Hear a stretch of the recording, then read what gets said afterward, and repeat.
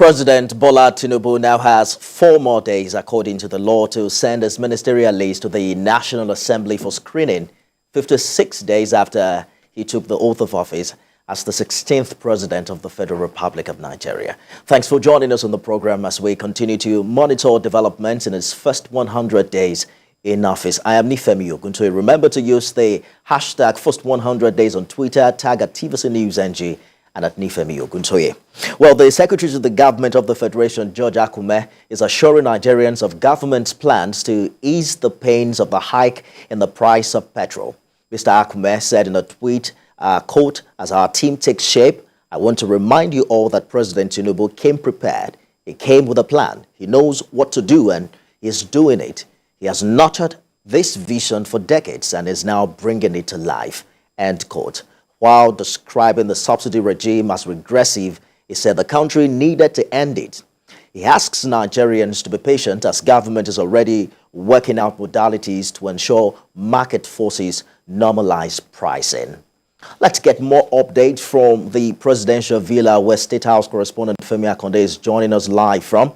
Femi, it would seem government is asking Nigerians to be more understanding and cooperative with its economic restoration plan, part of which, according to the SGF, is diversifying the economy. Is there a sense to which the SGF provided more details than we already know? Yes, the SGF is just reiterating what is already in the public space. President Bola Tinubu's plans to revamp the economy, especially now that there's so much hardship caused by the removal of petrol subsidy, and the president is working to ensure that this hardship is reduced. The impact of this hardship is reduced through different kinds of interventions introduced by the federal government. Well, you know what?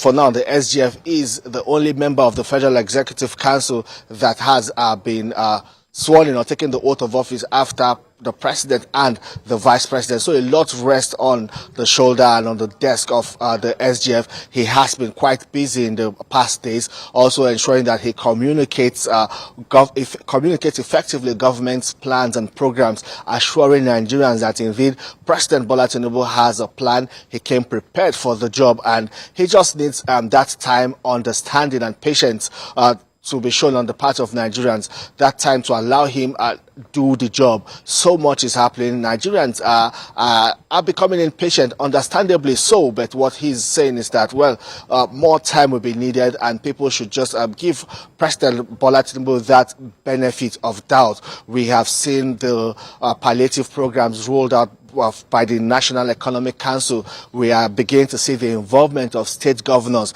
in ensuring that this is cascaded to the grassroots in collaboration with the local government in their states. So a lot is happening, and we expect that in the coming days we'll begin to see the full implementation of these palliative programs that are meant for a short-term period to cushion the hardship caused by the removal of petrol subsidy. Nifemi.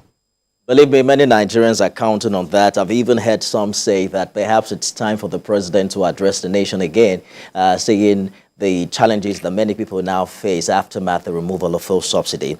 But over the weekend, Femi, there were talks about certain individuals who allegedly did not pass the security check at the DSS for the ministerial list. The long wait has now given room for a lot of gist in this regard. What are you hearing?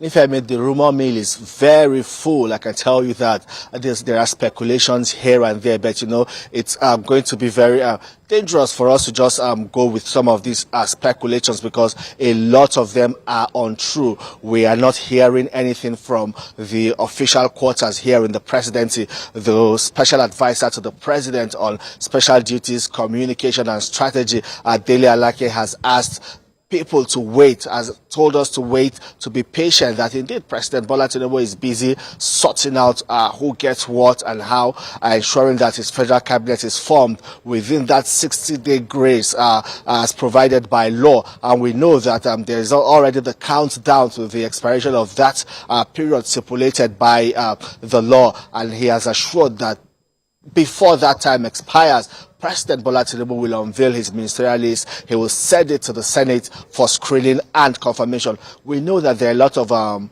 processes ongoing, like you rightly said. These nominees, people who he has nominated as ministers designate, will have to be screened by the DSS, by anti-corruption agencies and some other relevant government agencies. They will have to do a lot of background checks, and so many checks and profiling will be done before these names are eventually sent to the Senate. All of that we know are ongoing, but who is on those, what names are on those lists, we do not know. And when it will get to the National Assembly, we do not know. But one thing we may be able to say confidently is that before the expiration of that 60-day time stipulated by law, that list will get to the Senate. Nifemi.